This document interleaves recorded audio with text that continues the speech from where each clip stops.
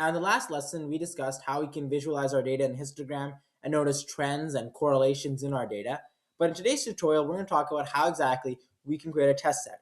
Now, remember, a test set essentially is a portion of the training set that we reserve at the very end once we've trained our model in order to determine how the model performs on new unlabeled instances. Once we figure out how the model performs on that new test set, we create a generalization error based on what we would expect the model to perform. The generalization error simply refers to the difference, remember, between what we expect the model to produce versus what the model produces. And so that's why we have a test set to evaluate what that generalization error is, or that out of sample error. Now, in today's video, we're going to talk about how we can build the test set by taking a random sample, 20% sample from the full training set, and we're basically going to go through 3 levels. And so these 3 levels are going to kind of narrow down what exact system we should use. The first thing we're going to do is we're going to generate a stable test set from the training set. Then we're going to generate a random test set from the training set. And then we're going to generate the same test set every time, even when there are updates to the training set. And then we're also going to use a hashing system in order to generate a consistent test set, even when we update our training set. So now we're going to discuss how we can get our test set. And so just thinking about this very fast, the most simple way that we could get a test set, roughly 20% of our training set, is by simply calling a function, right, that would essentially take 20% of the instances and group them together as a new array, let's say. Let's go ahead and try to do that. So we're going to go ahead and say def get test set. And what this is going to pass, we're going to pass in our housing data, but also our test ratio. So we're going to define what our test ratio is going to be. Let's go ahead and call this function get underscore test set. And we're going to pass in all the housing information that you can see right over here. But we're also going to pass in a ratio. So our ratio that we're going to use is roughly 20%, so 0.2. And then we're going to go ahead and try to get 20% of the instances. And so what we're going to go ahead and do is we're going to get the length of the test set for this particular training set, And we're going to say that it's going to be the length of the housing, right? Length of the housing pandas data frame times the test ratio. That's going to give us the length of what our test set's going to be. Now, obviously, I'm going to call the int function on this in order to convert it to an integer, right? Because obviously, if we're going to take this from an array, we can't simply say, for example, 40.5 or something, right? We need to have it as an integer. So 40.5 would become 45, since the integer automatically will round it up. And so now what we're going to go ahead and do is we're going to say the test set is going to be equal to the housing, and then we're going to go ahead and say colon length of test set. And the colon there, obviously this is just basic Python here in this case. Colon basically means that we're going to get all the elements up to and including that element. And then we're going to return the test set. All right? And so that's going to be our test set. Now let's go ahead and call this function and just print it out here. And let's get rid of the other print there. And so this is going to be our test set. This is what our test set is going to be. So you see here that remember I said this to you before, that our data contain roughly 20,000 rows or so. And so here you see here roughly 4,000 rows. And so we would expect that obviously around 4,000 rows for roughly 20% of the data. And so that's good. It seems like our function is working. What are some potential problems that you might see with this function? Well, number one, remember that when we were discussing how we can get our test set, we wanted to randomize the information. What are some reasons for why we want to randomize our test set? Well, there's several reasons. Take a look at this. One of the reasons is because you can see here that near the ocean proximity, you might see that a lot of the data might be grouped in a particular way, such that you might see a lot of the entries near the bay. Whereas if you randomize in terms of where they're located, in terms of where the house districts are located, they might be near the bay. Whereas if you were to randomize it, you could get different districts that may be near the bay, inland, or in other areas in California. And so we obviously want to randomize our selection. That being said, we still want it to be roughly 20% of the data. And so we really want to create a better function than this. This is a very simple function that will not be very applicable. But I just wanted to start off with this just to show you a very basic function. So our second option now would be to write a function. And let me write this in comments a little bit here so you guys can see. And I'll zoom in a little bit. But our second function, our second way that we could write this essentially could be get 20%, right? Just in terms of what this function is going to do, get 20% of the training set randomly. Okay. Right now, what our function just did, the function that I just deleted, it just got 20% of the data. Now, keep in mind, it gets 20% of the data from the beginning, right? So let me just go ahead and show you the function again. Okay, let me show you the function again. It got the 20% though from the beginning, from the 0 all the way up to 4,127, right? Now, if we wanted to get this from the end, we could obviously say like, length of test set colon, right? That would get it from the very end. So the 80% all the way to 100%. But even then, if you keep on calling that function over and over again, you're still going to get the last 20%. And so that's not useful either. And so what we want to do, obviously, is we want to randomize the information. So let me go ahead and type back the comment in. Our goal is to get 20% of the training set randomly. That's our goal. So let's go ahead and write out what's our idea for this. So there's a module in the NumPy. NumPy, by the way, is a module that we're going to use. So I'm going to say import NumPy as np, import NumPy as np, and you should install this on your system. So make sure you install it on your system. It should be fairly simple to install it on your system. You shouldn't run into that many errors, but make sure you do install it on your system. And we're going to call a function called shuffled, not a function, but we're just going to name this variable. Shuffle underscore indices equals mp dot random dot permutation, and then we're going to pass in the length of the housing. And what this function dot random dot permutation, what the permutation function is going to do is it's basically going to get from the length of the housing. So length of the housing is what? About roughly around 20,000. Let's say 20,000 just for the sake of simplicity. 20,000. What it's going to do is it's going to create an array. No, not an array, a list. Sorry, a list in Python, right? A list from 0 all the way up to 20,000. But the thing is that it's going to be randomly sorted. And so let's say we add a list, okay? 0, 1, 2, 3, 4, 5, and then we have dot, dot, dot, and then 20,000, okay? What it's essentially going to do is it's going to randomize this list, right? And so we could create our own function for this when you think about it, right? We could say, if we wanted to code out our own function in order to perform the same task, we could say, we could create a for loop, just thinking about just the pseudocode essentially. We could create a for loop, right, that would go through up until about the length of the housing, up to about 20,000, and we would get a list of 0 to 20,000. And then from there, what we could do is we could import the random module, right? And then we could, each time we're looping through again, through that list, we could call the random module about 20,000 times, right? And then we could get our solution, right? Calling the random module and then using that random module to get an index for where we would locate each of the numbers. That is an option, but this is a very easier option using the NumPy module. Is what it's going to do now is it's going to create something like 1, 20,000, 5, 3, but it's still going to list all those numbers. And so it is a very useful function to use. So the random permutation function there. And so let me go ahead and print out shuffled underscore indices. Okay. And I'll go ahead and get rid of the print here at the very end. I don't think it's necessary now. So now we're still using the same data. So let's go ahead and print that out. And it seems like we got our solution. So you see here, it didn't show all the data. It seems like our histogram is still showing up. Let me go ahead and comment out that function for a second. All right, so you see here that we have our data. You see here that it's going to give all the numbers, but it's basically randomizing the order. It's randomizing the order of those particular numbers. So now we have those numbers in an unordered way. Now the question is, what can we do next?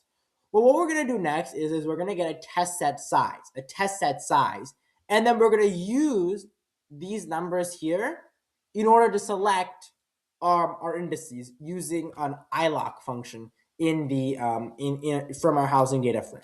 Okay, so what we're going to go ahead and do now is we're going to say test set underscore size is going to be equal to int the length of the housing times the test underscore ratio. Okay, so length of the housing plus the test underscore ratio. And so what this is going to do is it's going to get basically roughly 4,000, let's say, because we have 20,000, our ratio is 0.02, and so we're going to get roughly 4,000. Okay? Now, our next one is going to be test underscore indices. And this is going to be equal to shuffled underscore indices.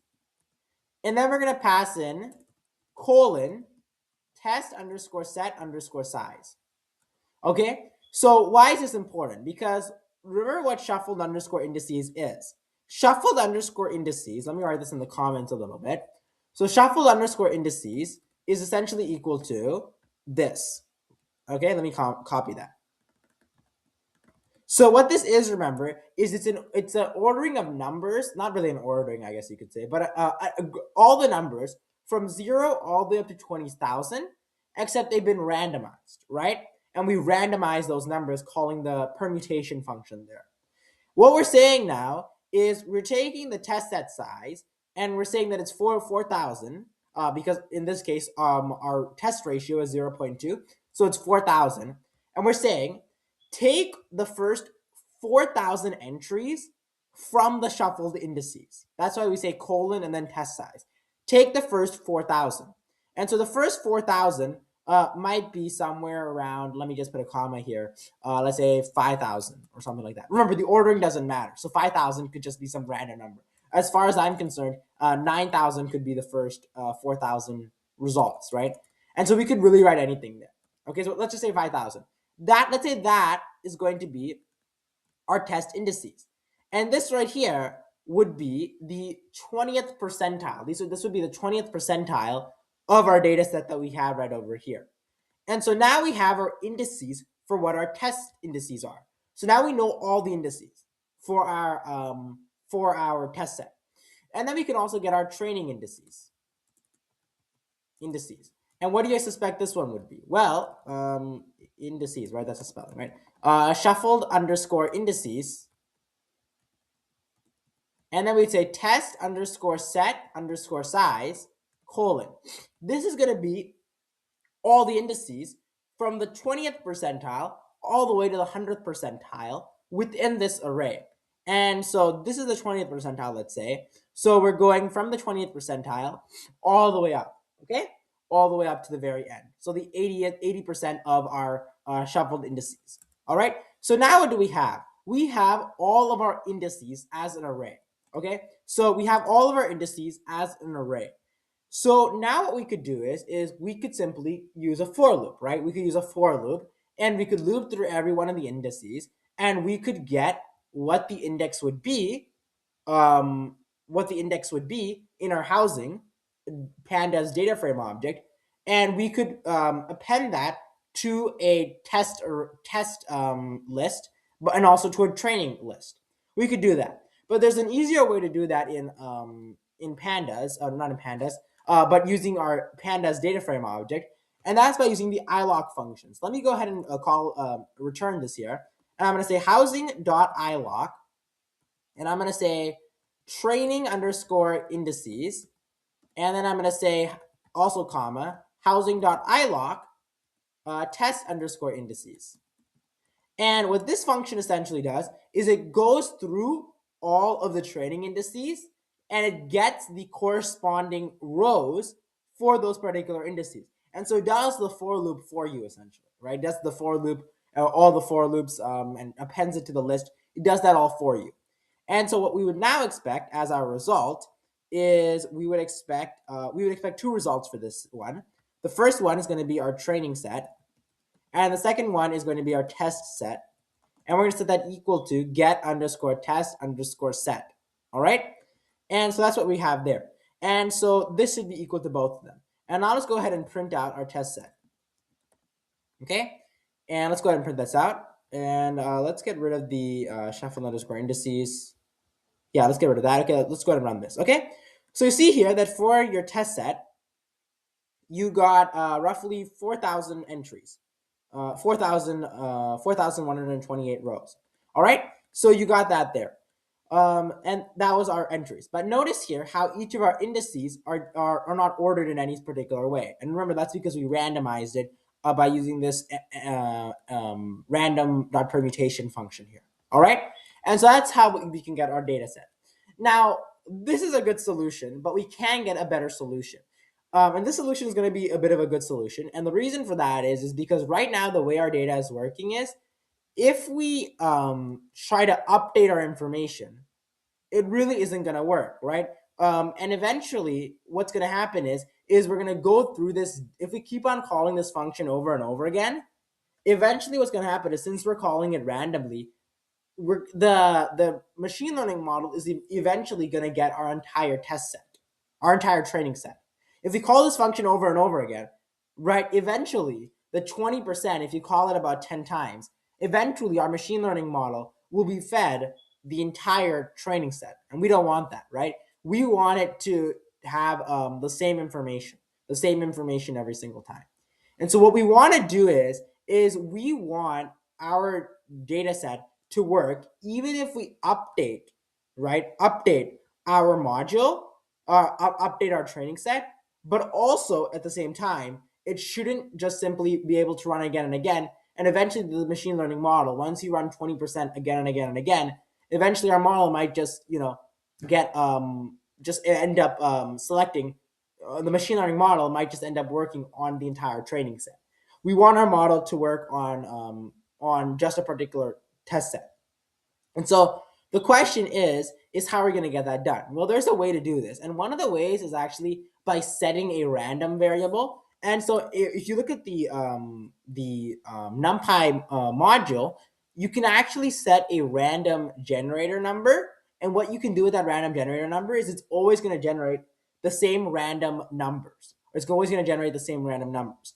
Now, that seems like a good idea, but that's really not a good idea, especially if you want to update the data, right? If you want to update the data, it's not necessarily a good idea. And so what's the solution in this particular case? Well, the solution would be to use a hash system. So a hash system, essentially, what it does essentially is it converts each of our indices into a hash number. Now, the hash number is going to be an interval between 0 inclusive all the way up to 2 raised to the power of 32 exclusive. And so let me go ahead and kind of delete this information here. So we want to program something that works when the training set is updated, but also it must work when the it also must work such that when the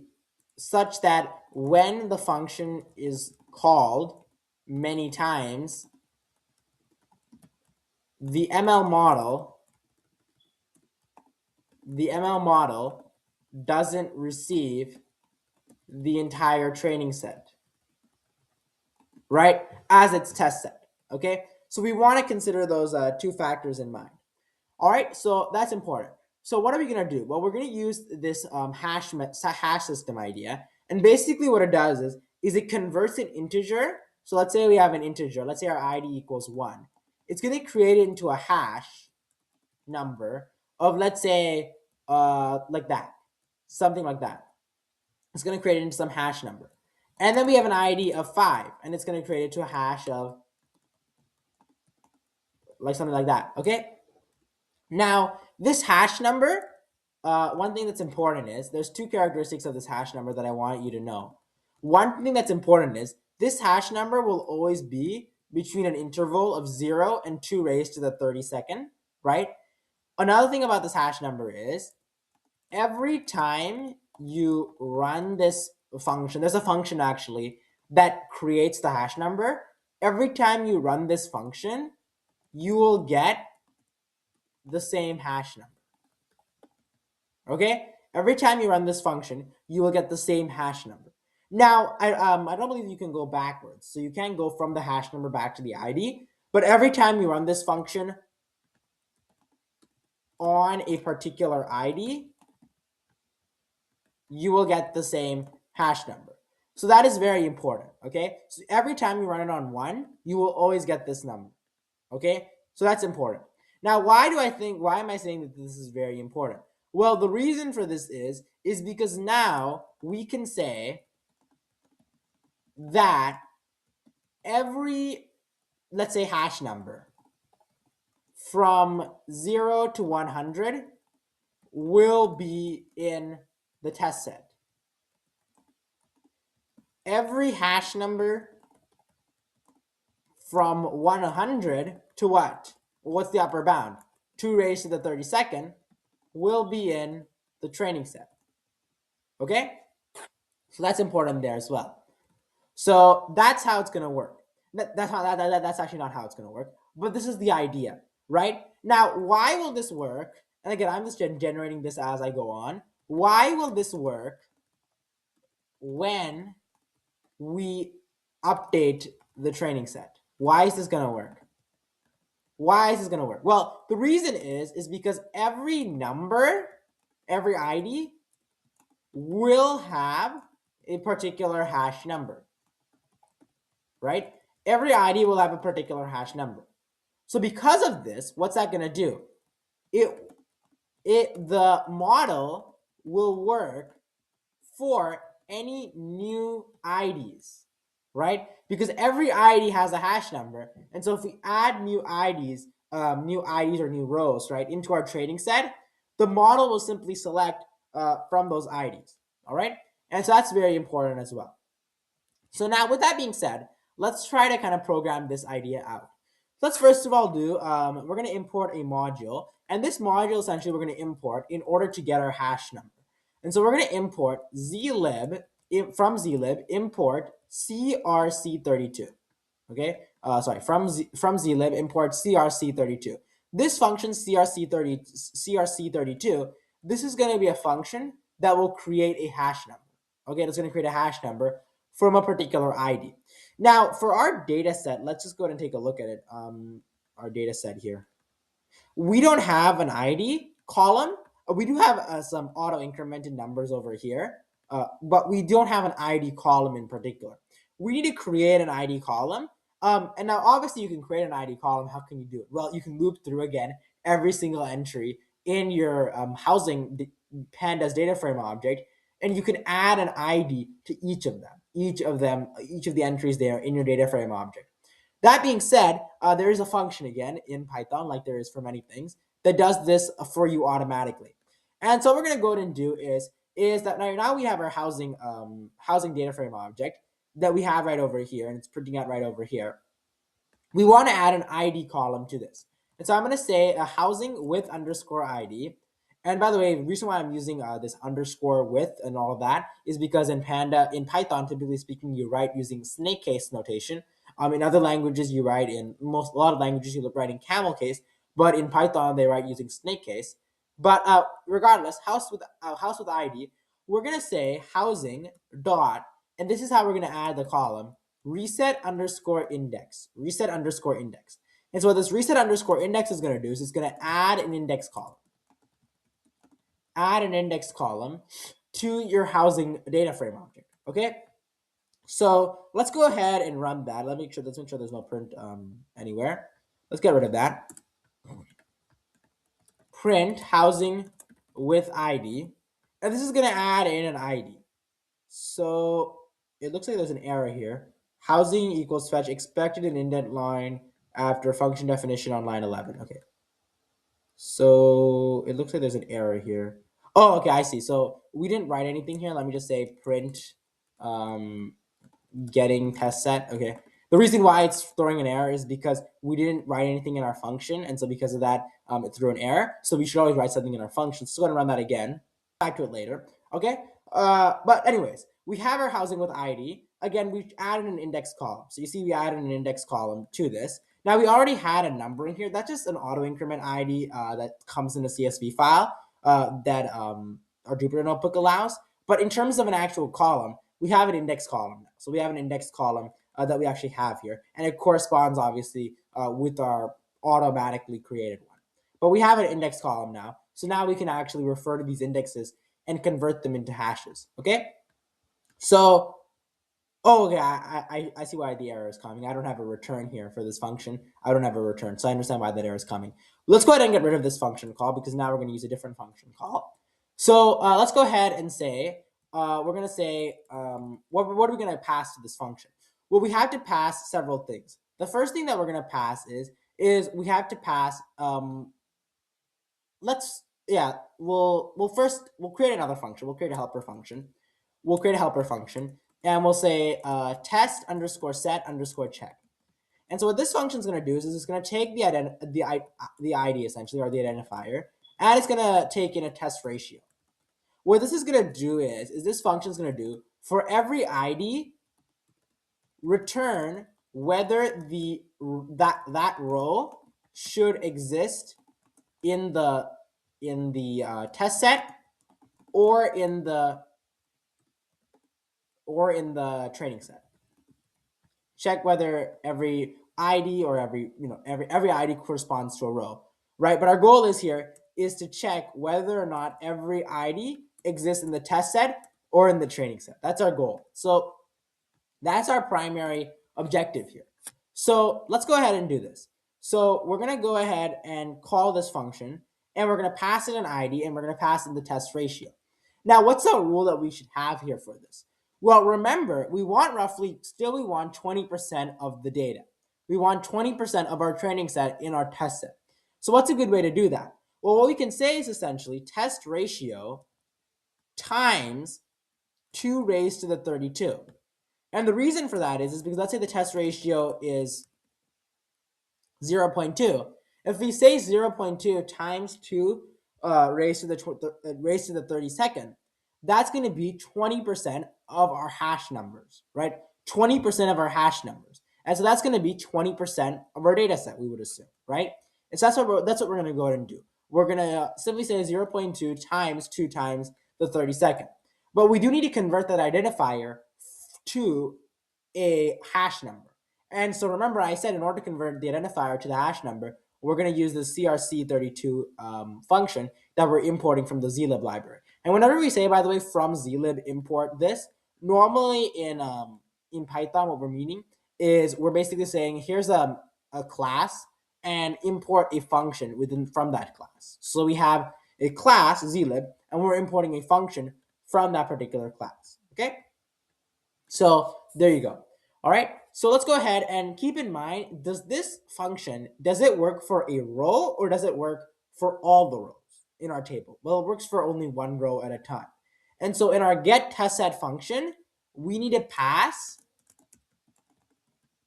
row by row to our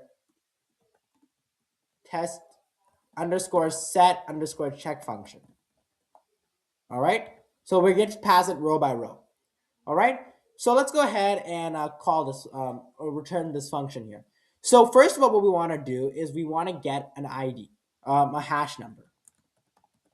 And so we're going to say crc32, and then we're going to convert our identifier to a 64-bit ratio, a 64-bit integer, a 64-bit integer in order for our hash map to handle it. So in order for our hash number, a hash map is simply like an associative array or a dictionary in Python, but we're going to pass this this number and convert it into a hash number. And so we're going to pass np.int64, and in order to convert it to a hash number, it needs to be a 64-bit integer. So we need to say np.int64, and we're going to pass in our identifier. Okay, and we're going to say print hash underscore number. All right, so let's go ahead and call the test set function here. So housing with ID. So something seems to be, oh, I didn't call that function. Okay, so we're going to say get underscore test underscore set, and we'll pass in the housing, and we'll pass in the test ratio. Housing test underscore ratio.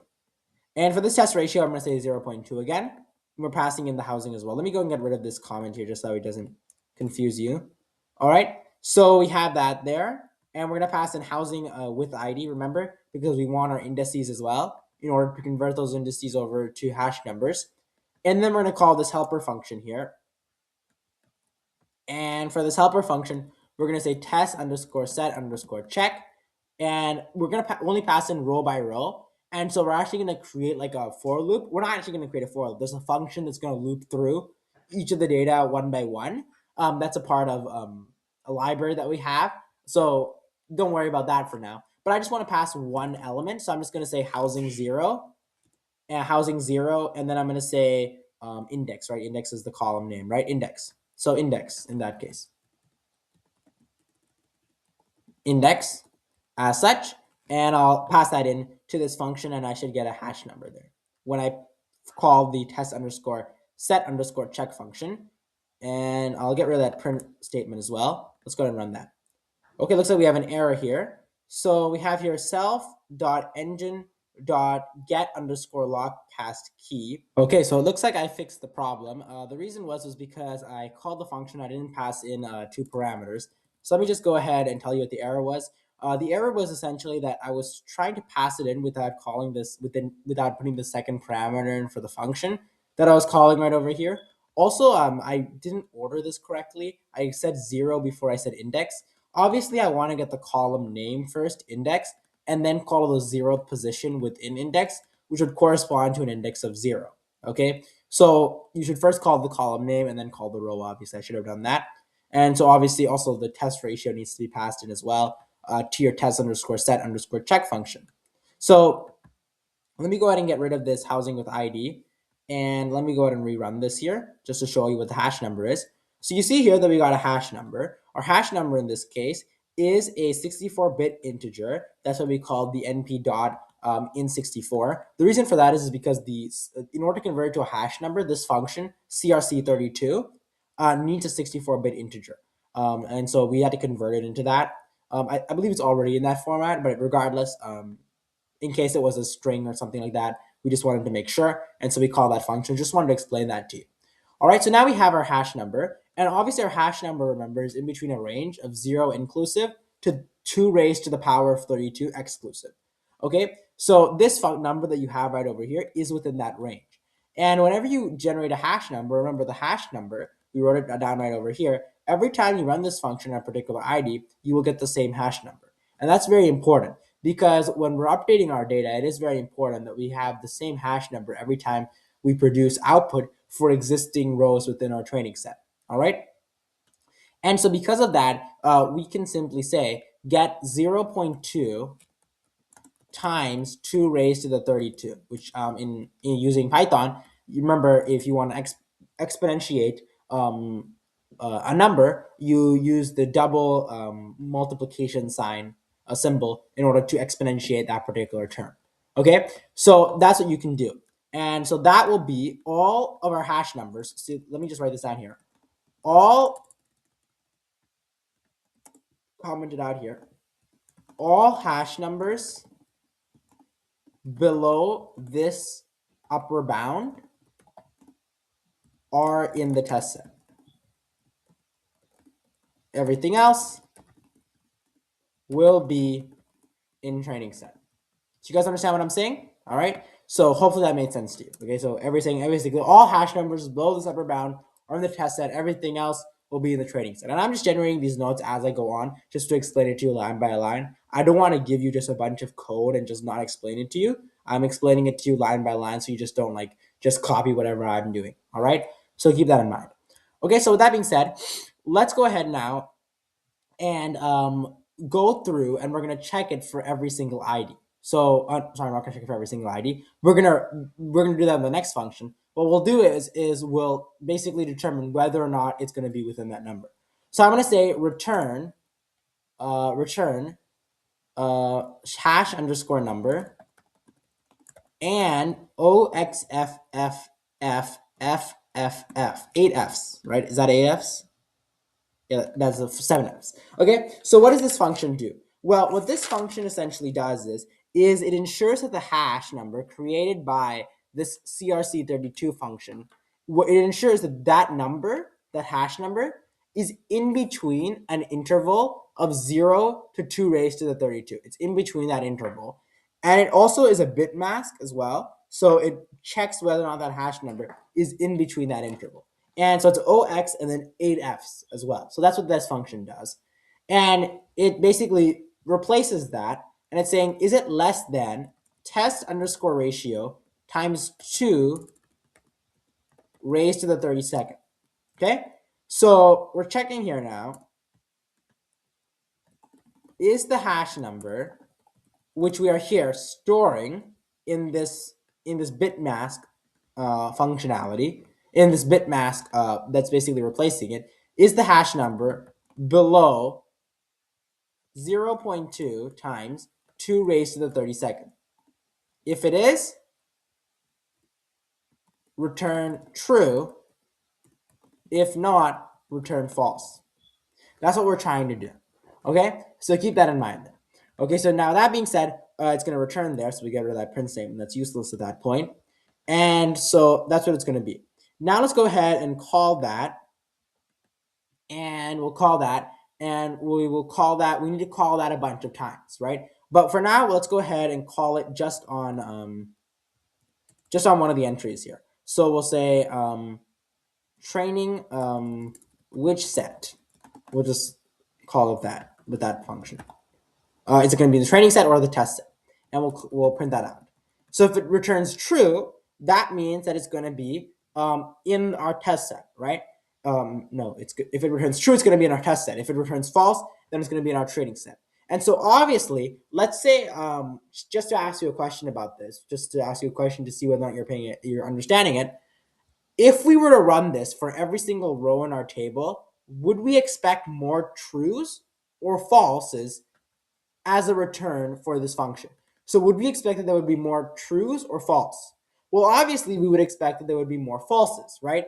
Because for the majority of hash numbers, they would fall in numbers that are greater than 0.2%, or not 0.2%, but 0.2 times 2 times 2 raised 0.2 times 2 raised to the 32nd power, right? And so it would return false the majority of times because it would be in our training set. All right, let's go ahead and print this out here. But remember, we're printing it out for this, so it's going to be 0. And so this number right over here, we're basically just checking whether it's going to be less than that number. I haven't really checked that. I'd obviously just have to input this into a calculator, although I'm not sure whether or not they would allow that, although I think there's a way that you can just rewrite 32 and get around that. But regardless, let's go ahead and see what it prints out.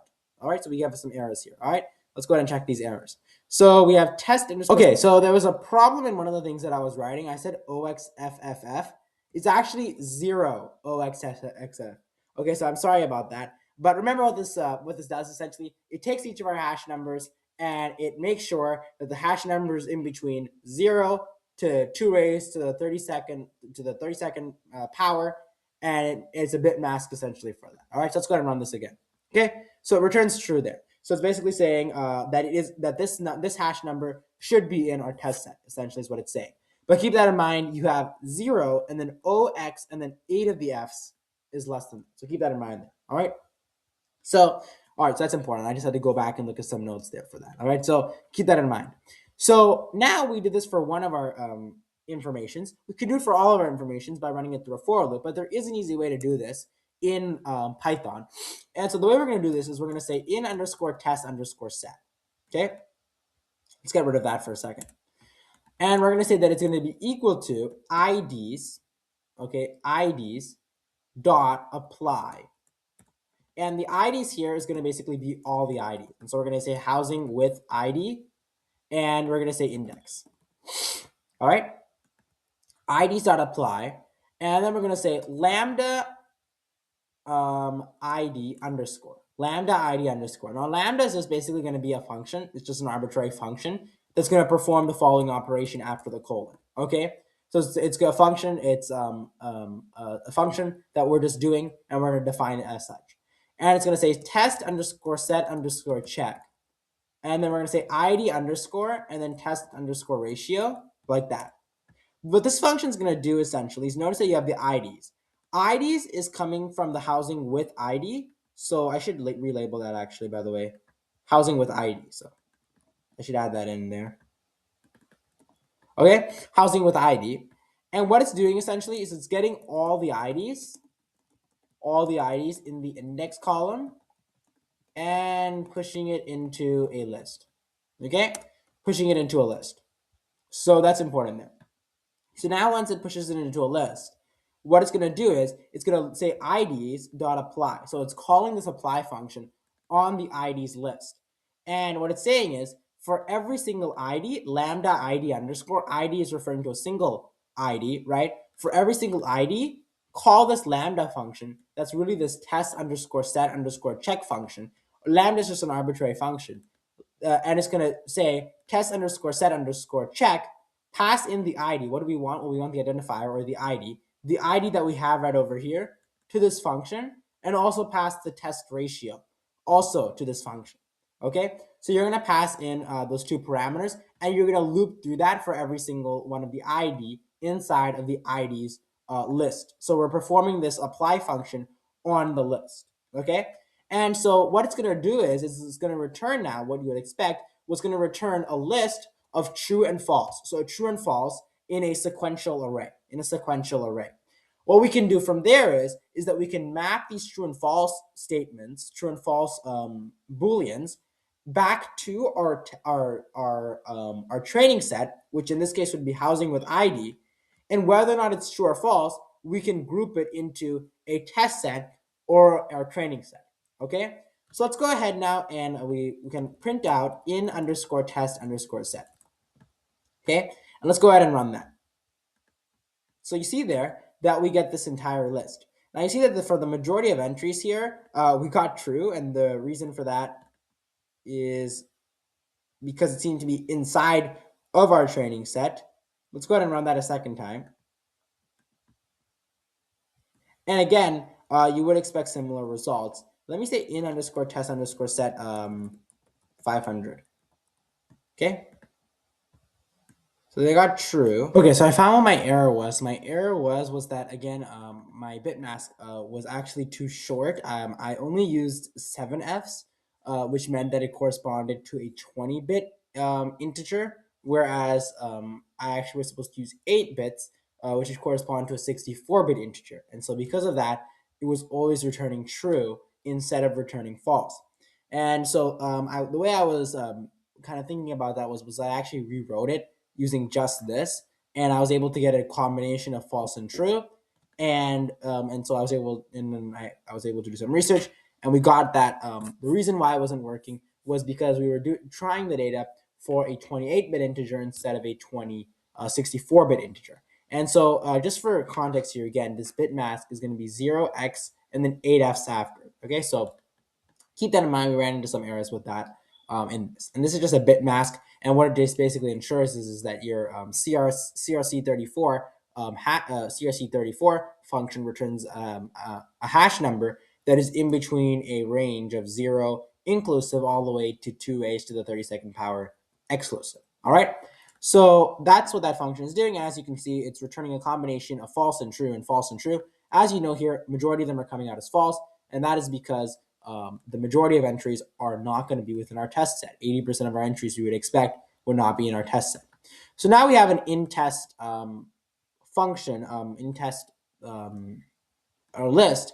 What we can do here is remember that each of these numbers is essentially parallel to what our housing data frame object was. And so what we could do is we could go through again a for loop, go through maybe even 2 for loops or something even like that, or probably 1 for loop would probably be enough. And we could group the information as being either in our training set or in our test set, right? And we could do that probably with the for loop with an O of n time efficiency. But what we want to do is we want to use a built-in function again for this as well. And so the function we're going to use is we're going to return it right now. We're going to say housing underscore with ID dot lock. Okay, dot lock. Now remember, we're calling this function on a pandas data frame. Okay, or on the pandas data frame. Now we did something similar to this before, where we used the ilock. What the ilock function basically did was it took each of our training indices and it was able to group those into a particular training set or in a particular test set. What this essentially will do is we're going to pass in these true and false statements, and it's going to map them over to our housing with IDs data frame object. And so we're going to put a bracket, and I'm going to use the tilde on your mouse, and I'm going to say in underscore test underscore set, and then I'm going to put comma housing with ID dot lock in underscore test underscore set. So you see here that this first one is going to be our training set. So if it returns false, remember, if it returns false, then that means in training set. If it returns true, then in test set. So with that being said, this first the return statement, the first statement in our return statement, that would mean that it's in the training set. Okay, in the training set. So this false here, this tilde basically is the not operator. So in some languages you might use the exclamation point, but here we're going to use the tilde, which should be on the top left hand of your your mouse pad or your desktop, right? So it should be there on your keyboard. Sorry, on your keyboard. And so this not would correspond to things that would be within our training set, and this one would correspond to things that are in the test set. All right, so not in the test set or in the test set. Okay, so that's important there, and the not operators determining that whether or not it's false or it's true. And we're doing this for every single ID here, every single ID. All right, so let's go ahead, now that we returned that, let's go ahead and get rid of this print statement. And let's go ahead and print this out.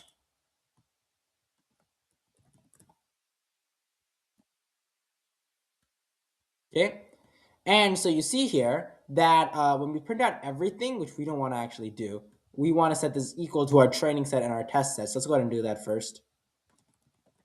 Training underscore test, test underscore set is equal to that. Okay, let's go ahead and print out our test set, since that's going to be smaller. We should expect roughly around 4,000 entries. 40. So we got 4,000 entries there. Okay, 4,000 entries. We got roughly there. And the reason why it's going up to 20,000, it looks like, is because remember, this is randomized hash numbers, right? These are randomized hash numbers that correspond to different IDs. All right, so roughly 4,000 there in our test set. And then if we were to do our training set, it would be the opposite. So I'll go through this code here. I know that it's a bit of a longer lesson for today, really a very in-depth lesson compared to previous lessons. We are going to be going more and more in depth, but I recommend going through the code, playing around with it a little bit, understanding what exactly we're doing, and that'll really help you out. All right, so with that being said, I'll see you in the next video. In the next video, I believe we're going to be talking about going deeper into creating our test set as well. And then after that, we're going to go into visualizing our data a little bit more, actually in a real map, and trying to take a look at how exactly, what are kind of going into our data, going much more in detail into it. But remember, just a summary here, we initially started with taking the first 20% of our data, but then we remembered that we have to get randomized data for our test set in order to allow to know whether or not our model is going to generalize for new instances of the data. So we got 20% of the data. Obviously, that wouldn't work. We need to randomize it, right? And so because of that, we use the np.random.permutation function within the NumPy library, the permutation function, in order to get random indices from our housing with IDs, right? Or housing with IDs data frame object, random indices. And we were able to get random indices. But then if we want to update our data, we want it to work whenever we update our data. And this system that we currently have works whenever we update our data, because every single ID that we add to our data, add to our training set, will have a hash number that is in between 0 to 2 raised to the 32nd power. And so because of that, it'll work for any information, even if we update it. Okay, so that's the closing idea here. Not the closing idea. We're still going to keep on going on. But now we have a training set. We have a test set after a lot of work here. But we have a training set and a test set. The actual lines of code that we're writing is not very long. I mean, when you think about this, the number of lines of code I wrote here. I mean, we wrote 1 line, 2 lines, and then, I mean, if you exclude the function definitions, the function signatures, 2, 3, 4, and then we called some of the functions. So the actual lines of code that we wrote are not that much. That being said, they are very heavy in terms of their content. And so make sure you go through this video, maybe watch it again, and definitely be opening this up in your code editor. You can't just be watching this as well. All right. So we'll come back in the next lesson. We'll come back to this topic. We'll finish this topic off.